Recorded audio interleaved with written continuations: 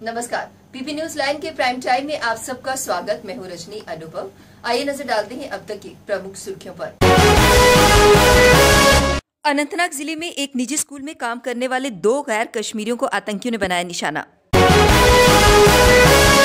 पुंछ में बड़ा हादसा आया पेश, भूस्खलन की चपेट में आने से 4 लोग दबे मलबे में। कश्मीरी विस्थापितों के समर्थन में सामने आई राष्ट्रीय बजरंग दल। और पहाड़ी समुदाय ने एसटी का दर्जा दिए जाने पर सरकार का अदा किया शुक्रिया। दक्षिण कश्मीर के अनंतनाग जिले में एक निजी स्कूल में काम करने वाले 2 गैर कश्मीरियों को आतंकियों ने निशाना बनाया। ताबड़तोड़ की गई फायरिंग में दोनों घायल हो गए। उन्हें इलाज के लिए अस्पताल में भर्ती कराया गया। पूरे इलाके को घेरकर तलाशी अभियान तेज कर दिया गया है। पुलिस ने बताया कि घायल कर्मचारी बनीहामा में एक निजी स्कूल में काम करते थे। शाम को आतंकी स्कूल पहुंचे और स्कूल के बाहर दोनों को निशाना बनाते हुए अंधाधुंध फायरिंग शुरू कर दी। दोनों खून से लथपथ होकर गिर पड़े। इसके बाद आतंकी मौके से भाग निकले। सूचना मिलते ही पुलिस ने मौके पर पहुंचकर दोनों घायलों को अस्पताल पहुंचाया। पुलिस ने ट्वीट किया है कि घायलों में बिहार का बेहकू राम और दूसरा नेपाल तिल बहादुर थापा का रहने वाला है। दोनों का अस्पताल में इलाज चल रहा है। जम्मू कश्मीर के पुंछ जिले में एक बड़ा हादसा हुआ। यहां सूरनकोट तहसील के एक गांव में भूस्खलन की चपेट में आने से एक मकान ढह गया। मलबे में 4 लोग दब गए। 3 लोगों को घायल अवस्था में मलबे से निकाला गया। इलाज के दौरान मां बेटी की मौत हो गई, जबकि मलबे में दबी एक बच्ची की तलाश जारी है। जानकारी के अनुसार आज सुबह पुंछ जिले के सूरनकोट तहसील के बफलियास ब्लॉक के दूरदराज के गांव दोनाड़ में भूस्खलन की चपेट में आने से मोहम्मद लतीफ नाम के व्यक्ति का मकान गिर गया। मलबे में मकान में रहने वाले 4 लोग मलबे में दब गए। क्षेत्र में तैनात सेना की 48 राष्ट्रीय राइफल के अधिकारियों और जवानों ने तत्काल राहत एवं बचाव अभियान चलाया। इस दौरान 3 लोगों को घायल अवस्था में मलबे से निकालकर सूरनकोट उपजिला अस्पताल पहुंचाया गया, जबकि मलबे में दबी एक बच्ची की तलाश जारी है।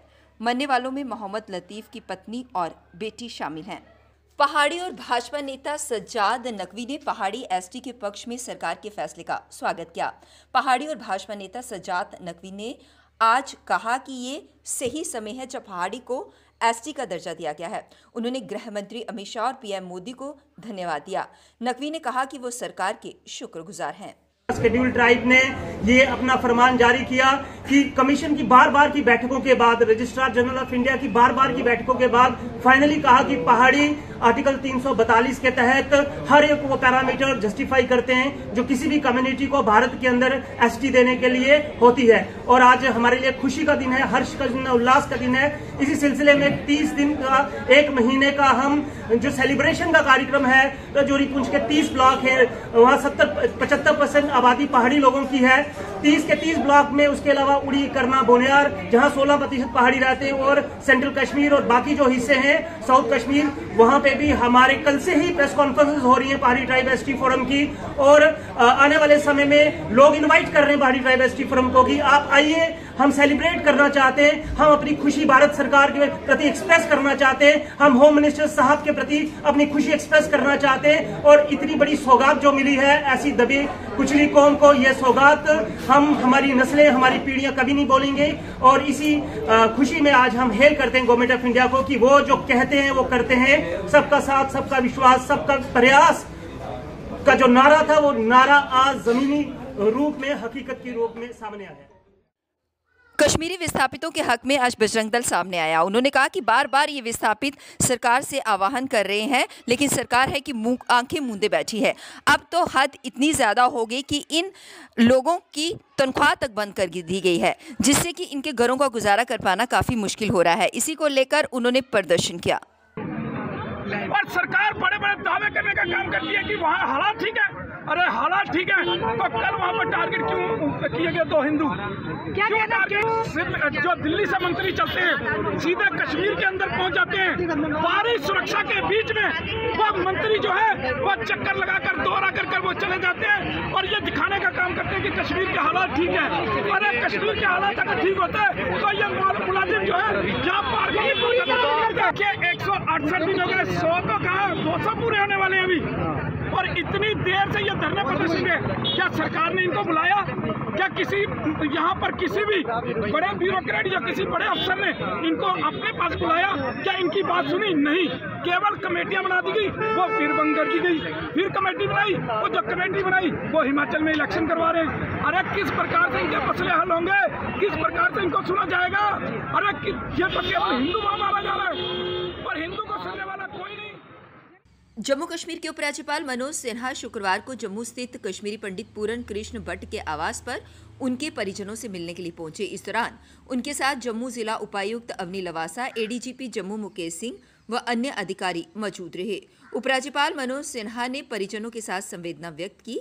साथ ही उन्होंने पूरन भट्ट की पत्नी को स्थायी सरकारी नौकरी, परिवार को 7 लाख रुपए का चेक और हर संभव सहायता प्रदान किए जाने का आश्वासन दिया। जम्मू संभाग के जिला पुंछ में भारत पाकिस्तान नियंत्रण रेखा पर सेना ने आतंकियों की घुसपैठ की कोशिश को नाकाम कर दिया।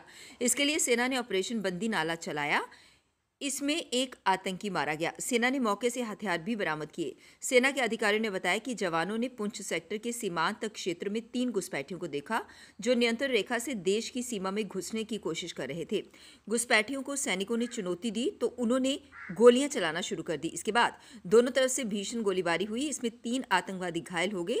थोड़ी देर बाद गोलीबारी रुक गई। अब वक्त हो चला एक ब्रेक का, मिलते हैं ब्रेक के बाद।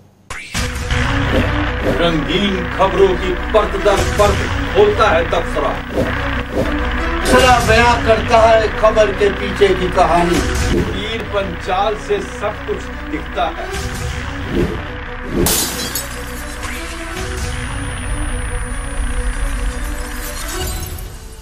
ब्रेक के बाद बढ़ते हैं अगली बड़ी खबर की ओर। आतंकी संगठन लश्कर-ए-तैयबा की 3 आतंकियों का समूह राजनेताओं, गैर कश्मीरियों और सुरक्षा बलों और पूर्व सैनिकों पर हमले की साजिश रच रहा है। इसमें 2 पाकिस्तानी समेत 3 आतंकी शामिल है। सुरक्षा एजेंसियों को इनपुट मिले हैं कि ये ग्रुप सुरक्षा बलों पर ग्रेनेड हमले के साथ आईईडी प्लांट कर सुरक्षा बलों के वाहनों को उड़ाने की साजिश में जुटा हुआ है। खासकर तौर पर बारामूला से हंदवाड़ा के बीच इस प्रकार के हमले की साजिश हो सकती है। सूत्रों ने बताया कि इस समूह में स्थानीय आतंकी के साथ ही 2 पाकिस्तानी आतंकी हैं जिनकी उम्र 25 साल है। इनपुट है कि इन सभी को बारामूला जिले के चकलू गांव के आसपास मंडराते हुए देखा गया है। 27 अक्टूबर को शाम 7:30 बजे ये चकलू गांव के वार मोहल्ला में देखे गए थे। हालांकि पुलिस ने इस बारे में कोई भी अधिकृत जानकारी नहीं दी है। आगामी विधानसभा चुनाव के लिए नेशनल कॉन्फ्रेंस ने फंडिंग सजाना शुरू कर दिया है। पार्टी की सक्रियता जम्मू कश्मीर ही नहीं लद्दाख में भी बढ़ गई है। पार्टी ने केंद्र शासित लद्दाख प्रदेश में पार्टी की कमान पूर्व मंत्री कमर अली अखून को सौंपी है। इसके साथ ही कश्मीर प्रांत के प्रधान नासिर असलम वानी सोगामी को लद्दाख मामलों का प्रभारी बनाया गया है। नेशनल कॉन्फ्रेंस के महासचिव अली मोहम्मद सागर ने कहा कि लद्दाख में लेह और कारगिल 2 जिले हैं और इन दोनों में नेशनल कॉन्फ्रेंस की जिला इकाइयां हैं। इन इकाइयों के ऊपर प्रादेशिक स्तर की इकाई का गठन किया गया है। उन्होंने कहा कि पार्टी को लद्दाख में मजबूत बनाने के लिए ये जरूरी है और कमर अली अखून को लद्दाख में नेका का प्रधान बनाया गया है। कश्मीर में नेका के प्रांतीय प्रधान नासिर असलम वानी सोगामी लद्दाख मामलों के प्रभारी रहेंगे और सभी इकाइयों के बीच एक समन्वय की भूमिका निभाएंगे।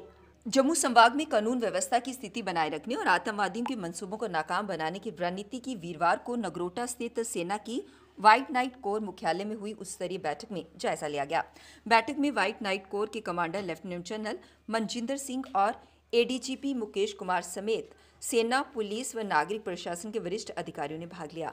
बैठक में ड्रोन की घुसपैठ से निपटने और सर्दियों के दौरान हालात को पूरी तरह सामान्य बनाए रखने की रणनीति को भी अंतिम रूप दिया गया।